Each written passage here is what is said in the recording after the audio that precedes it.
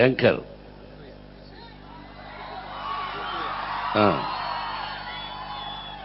నిన్ను నేనేమనకూడదు, కానీ మనోజ్ మంచి జలక్ ఇచ్చాడు నీకు.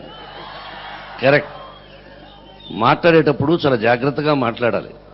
ఇంగ్లీష్ నీకెప్పుడు తెలుసు? మా వాళ్ళకి తెలుసు బ్రహ్మాండంగా. చెప్పాడుగా మనోజు. కాబట్టి ఏంట్రా చెయ్యేస్తున్నావు ఇటు పైన?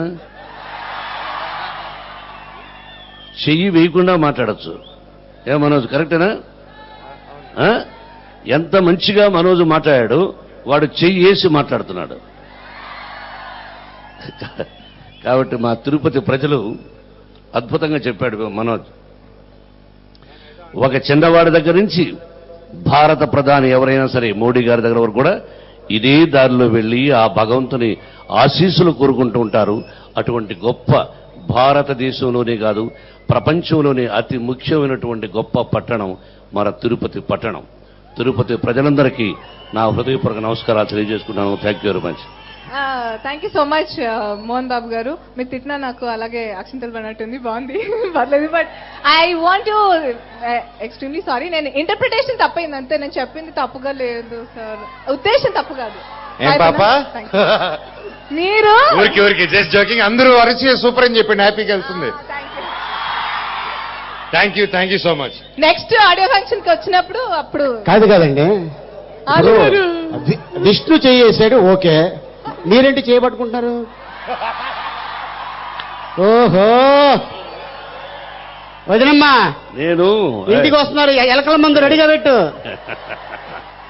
నేను వాళ్ళేమో మా విష్ణు చెడ్డుద్దేశంతో చేసి ఉండొచ్చు, నేను నా హీరోయిన్ మీద చేశాను, అంతేనా? అంతే అంతే. Thank you. మనస్సు మంచిదిగా ఉంటే చెయ్యి ఎక్కడేసినా నష్టం లేదు. అది అది గుర్తుపెట్టుకో. అందరికీ నమస్కారం.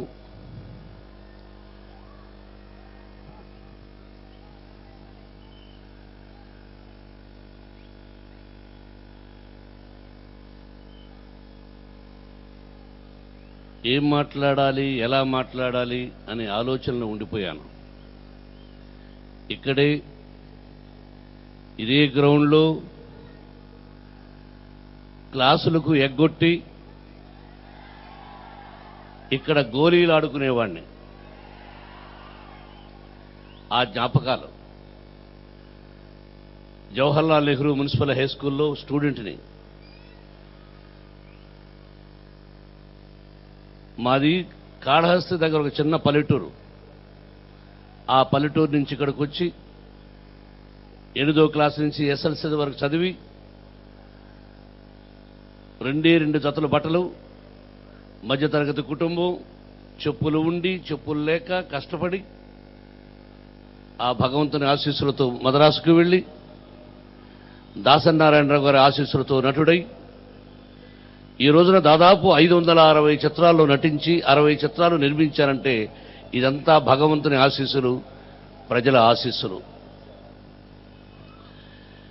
ఏదో సాధించాలి అని ఒక కోరికతో మద్రాసుకు వెళ్ళాను.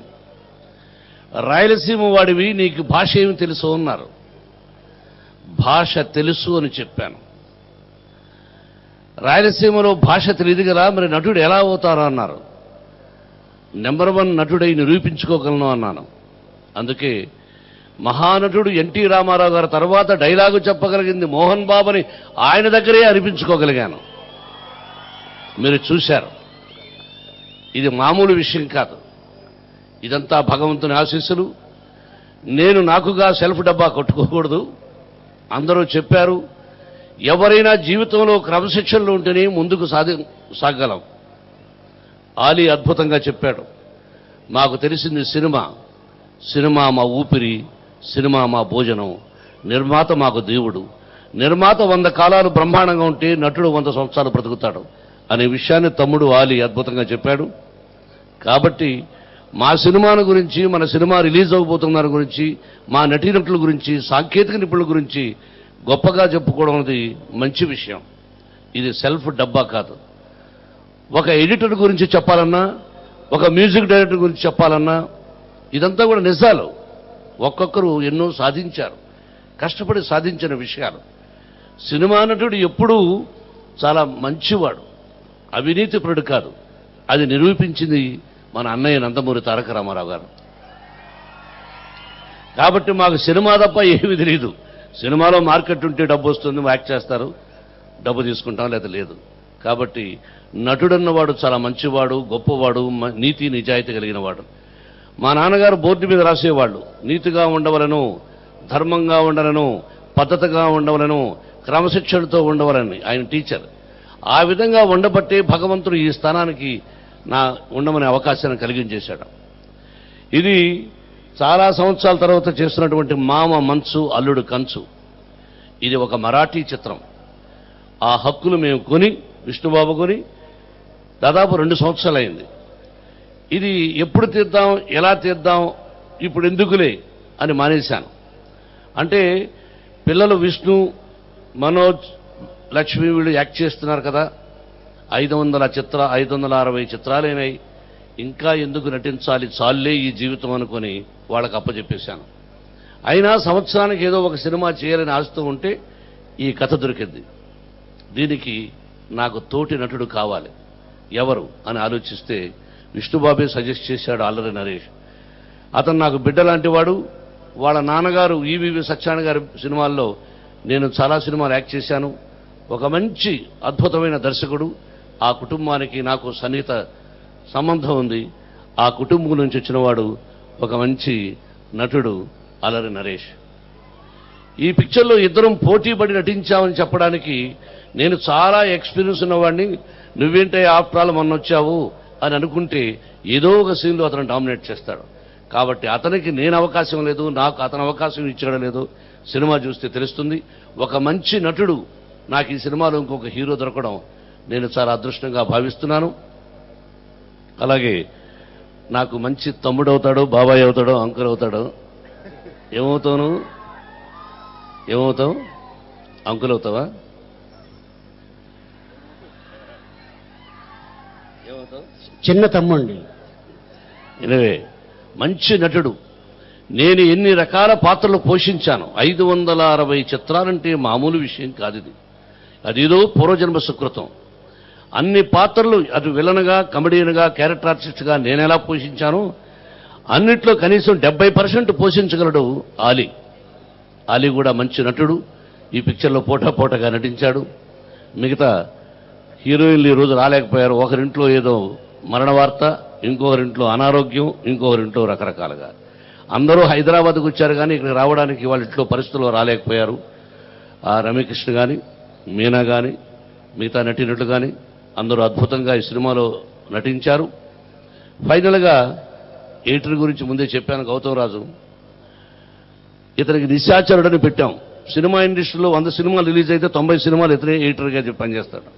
నాకు మొట్టమొదటి నుంచి అల్లుడు గారు, అసెంబ్లీ రౌడీ, రౌడీ గారి పెళ్ళాం, బ్రహ్మ, మే చంద్రకాంత్, పెదరాయుడు, అన్ని చిత్రాలకు ఎడిటర్ ఈ Gautham Raju. It's a wonderful editor. వారికి సభాముఖంగా నా హృదయపూర్వక నమస్కారాలు తెలియజేసుకుంటాను. కొత్త రైటర్ అంటే చాలా పిక్చర్స్ చేస్తున్నాడు ఇప్పుడు అన్ని. Is one of the leading writer. డైలాగును మోహన్ బాబుకు రాయడం అంటే చాలా కష్టం అండి, నిజం. రైమింగ్లో రాయాలి. కింది నుంచి వస్తా, పై నుంచి వస్తా, సందులో నుంచి, అక్కడి నుంచి వస్తా, ఇక్కడి నుంచి వస్తా అని. ఇది రాయడం కష్టం. కొన్ని నేను కూడా డైలాగులు జాయిన్ చేసుకుంటూ ఉంటాను. కాబట్టి ప్రతి సీన్లోనూ ఏదో ఒక మంచి మాట. సినిమా చూసి వస్తే మీరు ఒక డైలాగు మర్చిపోయి ఉంటే మళ్ళీ వెళ్ళి సినిమాకి వెళ్ళి ఆ డైలాగులను పుస్తకంలో రాసుకోవాల్సినటువంటి మంచి డైలాగులు దీన్ని రాశాడు Sridhar Sripala. Thank you very much. చిన్నవాడైన వెంకటేశ్వర ఆశీస్సులు ఉండాలి. You are a wonderful writer. Thank you very much. Layak భారతదేశంలో వీళ్ళకుండే ఎక్విప్మెంట్ ఇంకెవరికీ లేదు. ఈ మైక్ సిస్టమ్ కానీ, ఈ లైట్స్ కానీ, వాళ్ళిద్దరూ ముగ్గురు అన్నదమ్ముళ్ళు హైదరాబాద్లో. అతను మంచి స్నేహితుడు, ఆత్మీయుడు. మీకు నిదర్శనం హిందూ ముస్లిం బాయ్ అనడానికి ఈజ్ ది మ్యాన్. ఎంత మంచి అంటే ఏదైనా వచ్చి ఇంటికి వచ్చి ఏ పండగైనా ఇదైనా తను ముందుండి ఇది నా ఫంక్షన్ అండి, నేను నెంబర్ 1 ఎక్విప్మెంట్ తీసుకొచ్చి పెడతాను అని చెప్పి ఎప్పుడూ మా విద్యాలయాల్లో కానీ ఇక్కడ కానీ డబ్బు సంగతి తర్వాత ముందు నేను వచ్చి పనిచేయాలి అని చెప్పి ఎంతో మంచి మనసుతో మాకు ఎప్పటి నుంచో కలిసిమెలిసి మా ఫ్యామిలీ మెంబర్ ఉన్నటువంటి లాయక్కి సభాముఖంగా నమస్కారాలు తెలియజేసుకుంటాను. Thank you very much media Layak. Cameraman Balamurugan is the director of photographer. ఎంత అందంగా తీశాడో మీరు చూస్తున్నారు, చూస్తారు కూడా రేపు. Thank you very much Balamurugan. Raghu Kunche, దీనిలో ఒక అద్భుతమైన పాట ఫోక్ సాంగ్స్లో ఈజ్ ద మాస్టర్. చాలా పిక్చర్స్ రాశాడు ఫోక్ సాంగ్స్, మీరు వింటారు. దీనిలో కూడా బాలరాజు అనే పాట రాశారు. Really wonderful and thank you very much. అలాగే రవి కోడేరే అందరికీ ఆశీస్సులు అందజేస్తూ ఫైనల్గా డైరెక్టర్ శ్రీనివాసరెడ్డి అంటే హీఈస్ ది క్యాప్టెన్.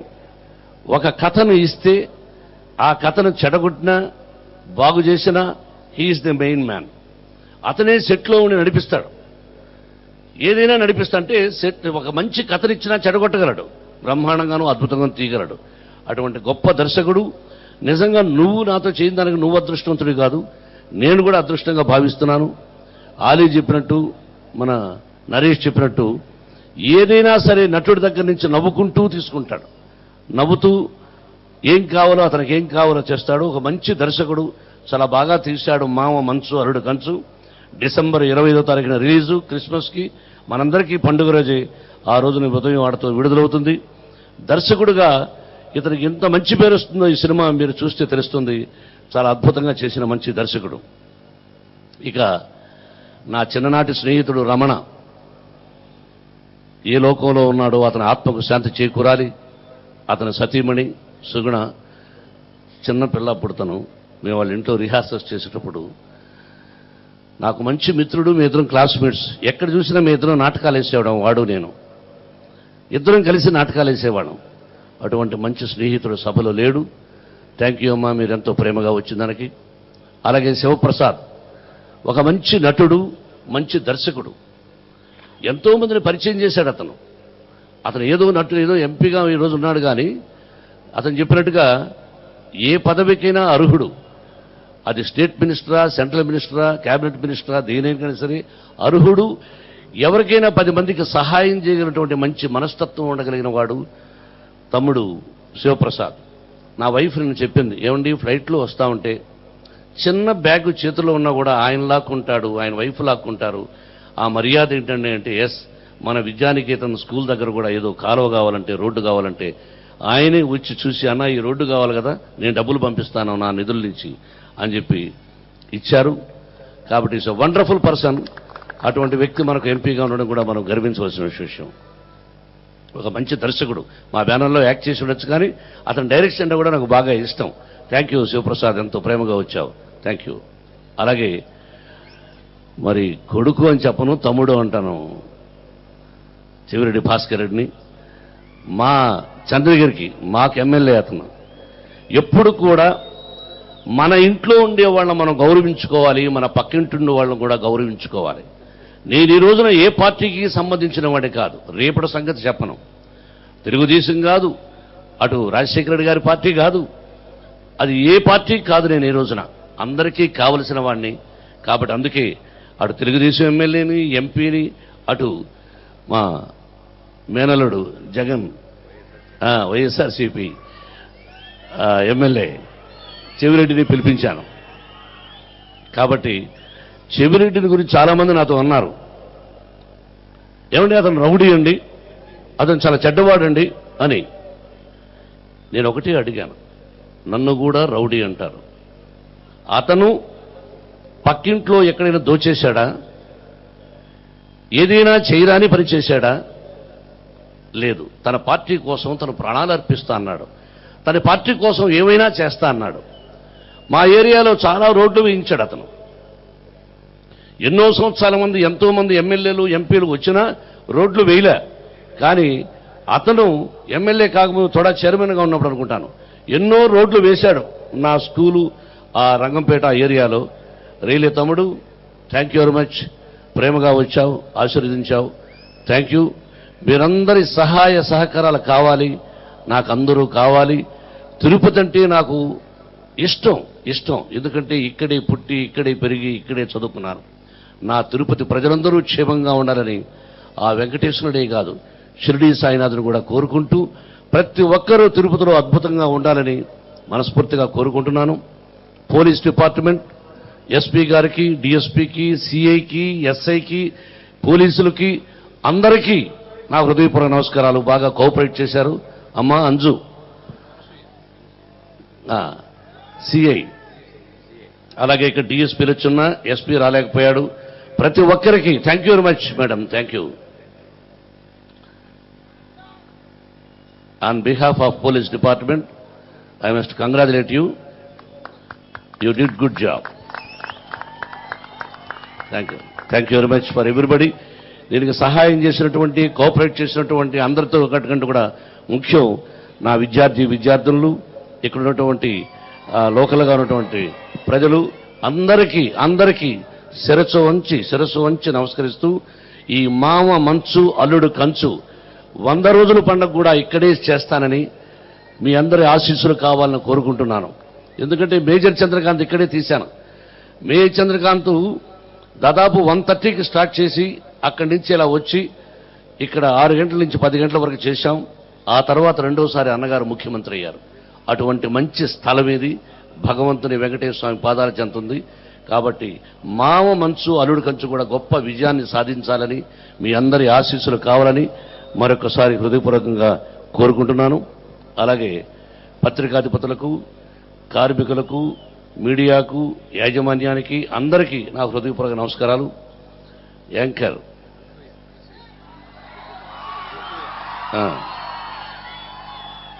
నిన్ను నేనేమనకూడదు, కానీ మనోజ్ మంచి జలక్ ఇచ్చాడు నీకు. కరెక్ట్. మాట్లాడేటప్పుడు చాలా జాగ్రత్తగా మాట్లాడాలి. ఇంగ్లీష్ నీకెప్పుడు తెలుసు? మా వాళ్ళకి తెలుసు బ్రహ్మాండంగా. చెప్పాడుగా మనోజు. కాబట్టి ఏంట్రా చెయ్యేస్తున్నావు వీటి పైన?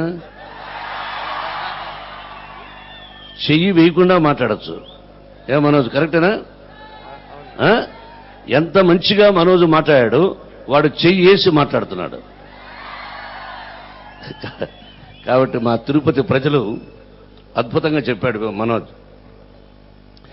ఒక చిన్నవాడి దగ్గర నుంచి భారత ప్రధాని ఎవరైనా సరే మోడీ గారి దగ్గర వరకు కూడా ఇదే దారిలో వెళ్ళి ఆ భగవంతుని ఆశీస్సులు కోరుకుంటూ ఉంటారు. అటువంటి గొప్ప భారతదేశంలోనే కాదు ప్రపంచంలోనే అతి ముఖ్యమైనటువంటి గొప్ప పట్టణం మన తిరుపతి పట్టణం. తిరుపతి ప్రజలందరికీ నా హృదయపూర్వక నమస్కారాలు తెలియజేసుకున్నాను. Thank you very much. Thank you so much Mohan Babu garu. మీరు తిట్టినా నాకు అలాగే అక్షింతలు పడినట్టుంది, బాగుంది. పర్లేదు. But I want to extremely sorry, నేను ఇంటర్ప్రిటేషన్ తప్పైంది అంతే. నేను చెప్పింది తప్పుగా లేదు సార్, ఉద్దేశం తప్పు కాదు. ఏం పాపా మీరు ఊరికి జస్ట్ జోకింగ్. అందరూ అరిచి సూపర్ అని చెప్పండి, హ్యాపీగా వెళ్తుంది. Thank you so much. Next audio function కి వచ్చినప్పుడు అప్పుడు కాదండి, విష్ణు చేసాడు, ఓకే. మీరేంటి చేయబట్టుకుంటారు? ఓహో, వదినమ్మా నేను ఇంటికి వస్తున్నారు, ఎలకల మందు రెడీగా పెట్టు. నేను వాళ్ళేమో మా విష్ణు చెడ్డుద్దేశంతో చేసి ఉండొచ్చు, నేను నా హీరోయిన్ మీద చేశాను, అంతేనా? అంతే అంతే. Thank you. మనస్సు మంచిదిగా ఉంటే చెయ్యి ఎక్కడేసినా నష్టం లేదు. అది గుర్తుపెట్టుకో. Thank you very much once again. అందరికీ చాలా సంతోషం. ఈ నెల 25 మామ మంచు అల్లుడు కంచు, మీ ఆశీస్సులు కావాలి. Thank you very much.